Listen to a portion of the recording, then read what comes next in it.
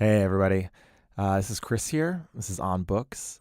Usually every week we chat about a book and what it means to me or my guests. Today, I'm just going to do a short episode on a tribute to David Bowie. He meant a lot to me as an artist. He was always someone I really looked up to. And I just want to share some of those thoughts because I didn't know when I found out yesterday that it would have such a effect on me that, someone else passing who I didn't personally know would, cause me to tear up, like literally as I'm riding the New York City subway in the morning around 8 o'clock and finding that out. It just had such an effect and really just carried throughout the day. Not only with me, but in my friends, and I had messages from my dad and, my coworkers. It was just amazing, the outpouring of how much his work over so many years and so many genres just really did affect so many people.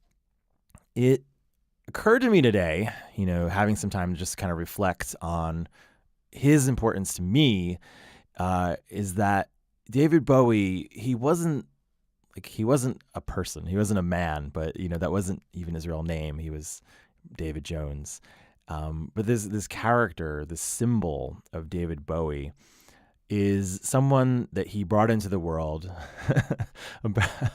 seemingly from another planet, and he made a decision to live this life as a superhuman, and he wanted to show us how through all of his art.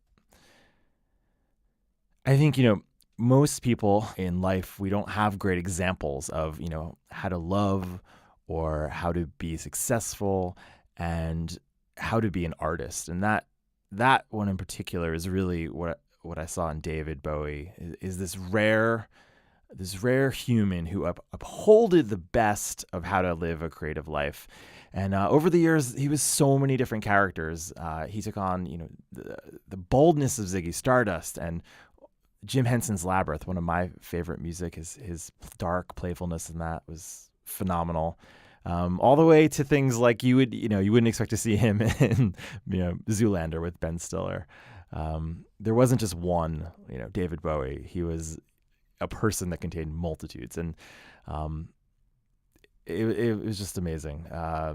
Just to sit all yesterday and just reflect on just how many points in my life over 36 years that he's just been a part of.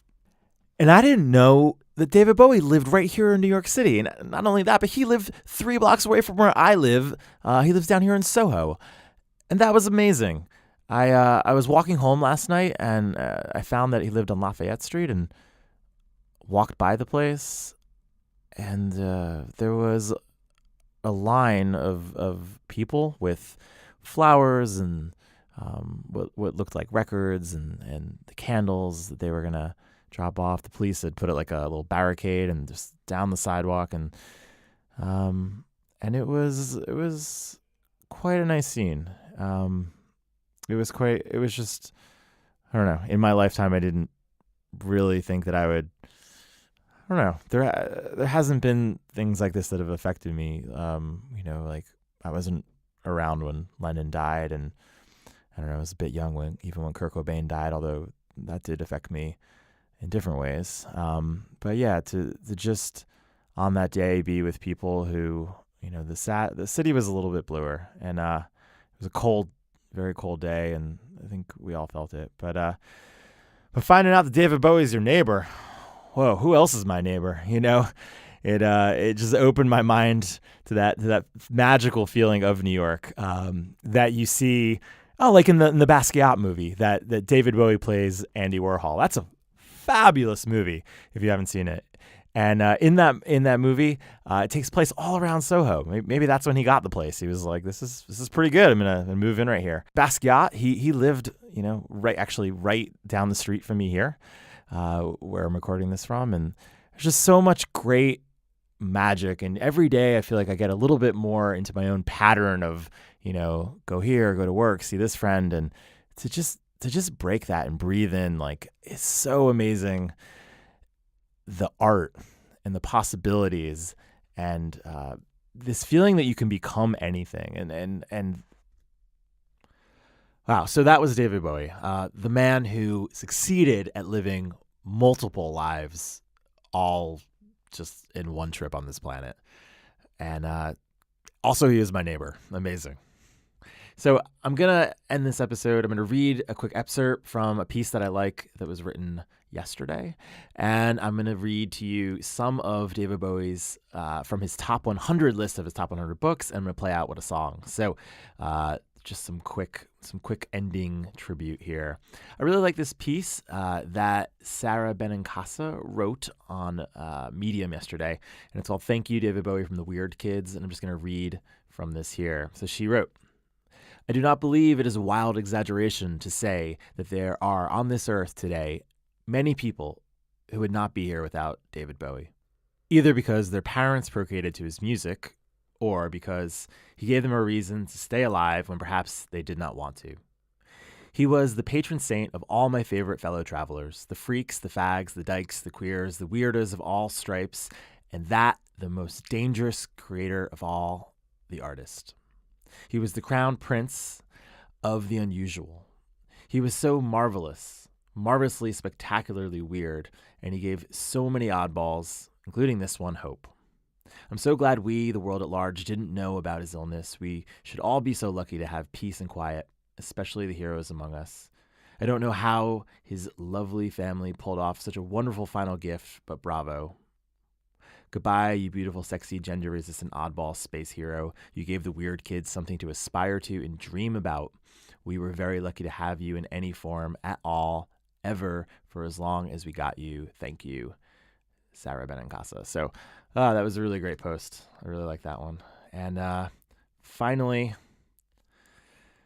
just going to finish digesting that one. And finally, this is a list that came from Bowie before he passed. It was on his Facebook, and it's very relevant for all the reading book nerds of us that are on this podcast here. This is his top 100 books, the complete list that he shared.